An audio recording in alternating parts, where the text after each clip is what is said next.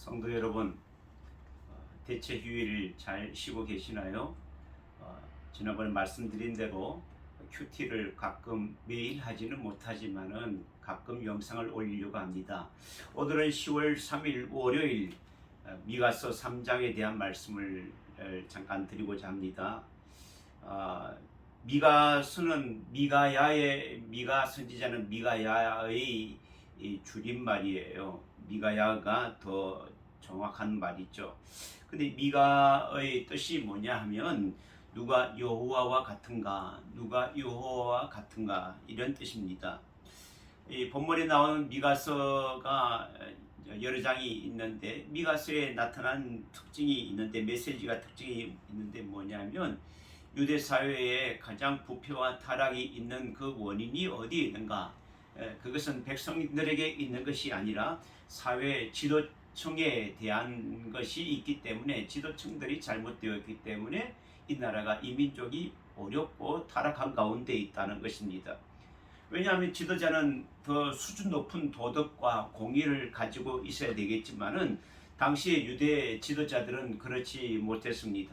그래서 이 미가는 국가의 나라의 부패를 종교 지도자들 또 특히 재판관들도 있고 정치하시는 분들도 있지만은 특히 종교 지도자들의 탓으로 돌렸습니다. 오늘 본문을 한번 돌아볼까요? 1절과 4절에서 4절까지는 이 미가 선지자는 이스라엘 통치자들에게 대한 심판과 경고의 말을 하고 있습니다.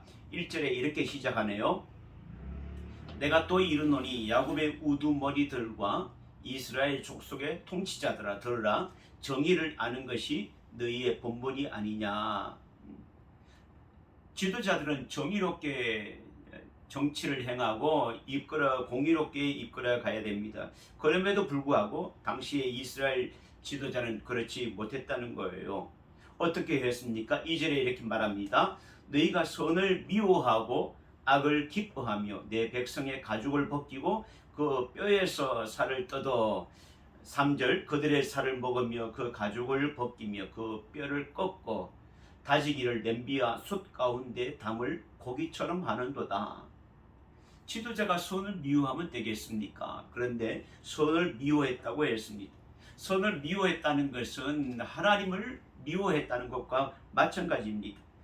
그 결과로 백성들이 정말 가축이 도살되는 것 같이 이렇게 뼈가 으스러지고 살을 먹고 뼈가 꺾이는 이러한 것 가운데 있는 비참한 현실을 그런 심판을 당한다는 그 말씀을 하고 있는 것입니다.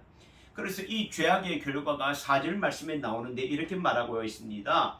그때 그들이 여호와께 부르짖을지라도 응답하지 아니하시고 그들의 행위가 악했던 만큼 그들 앞에 얼굴을 가리우시리라. 아무리 어떤 어려움이 있고 위기 가운데 하나님의 이름을 부르고 기도하고 간구할지라도 하나님께서 그 부르짖음을 듣지 않으시고 응답하지 않으신다는 사실입니다. 우리가 사울을 잘 알고 있지 않습니까?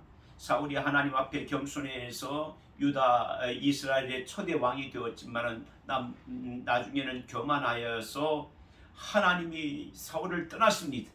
그래서 사울이 어떻게 했습니까?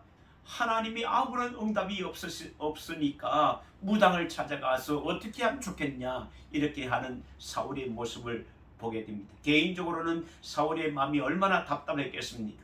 오늘 말씀처럼 하나님께서 이 악한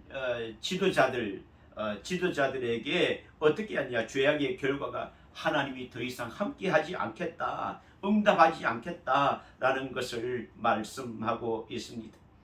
또 악한 선지자들에 대한 말씀이 있는데 5절에 이렇게 말하고 있네요.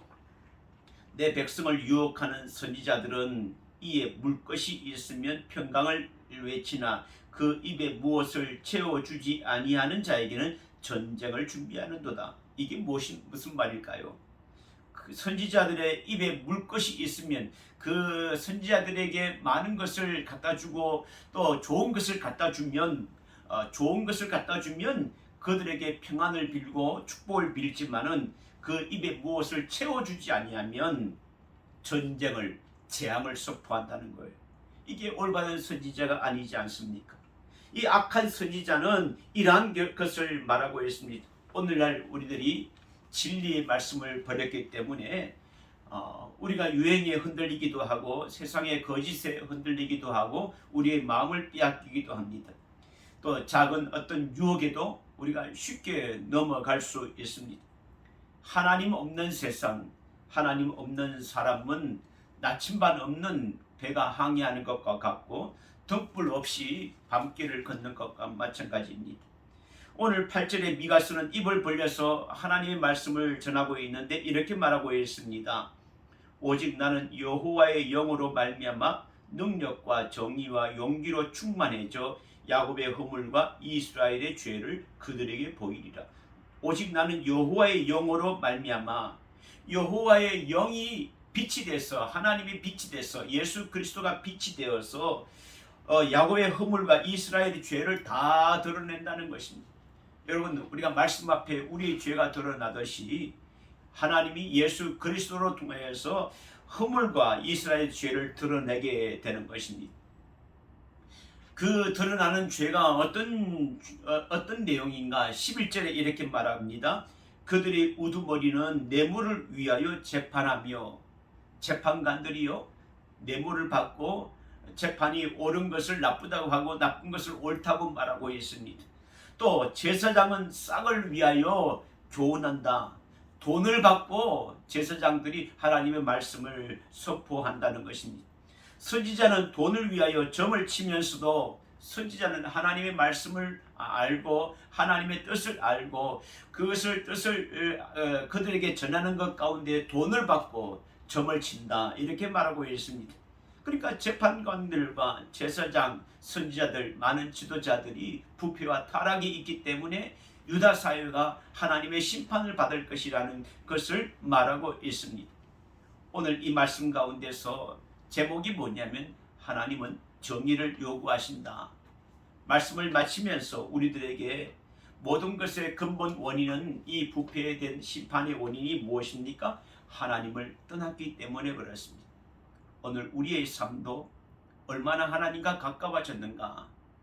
하나님을 버린 자들은, 우리가 하나님을 떠났을 때 하나님은 우리를 떠나게 되는 것입니다. 어둠을 빛보다 더 사랑하게 되고 또 낮에도 비틀거리지 않고 우리의 삶이 하나님 앞에 올바로 서기 위해서는 우리가 예수 그리스도를 알고 진리요 빛 되시는, 길이요 진리요 생명 되신 예수 그리스도를 알아가며 나아갈 때에 우리가 올바른 길로, 정의의 길로 갈 수 있습니다. 이번 한 주간 살아가는 우리 성도 여러분들에게도 이런 하나님 말씀 안에 거하는 귀한 삶이 있게 되기를 바라고, 오늘 대체 공휴일 편안한 하루 쉬시기를 예수님의 이름으로 축복합니다. 감사합니다.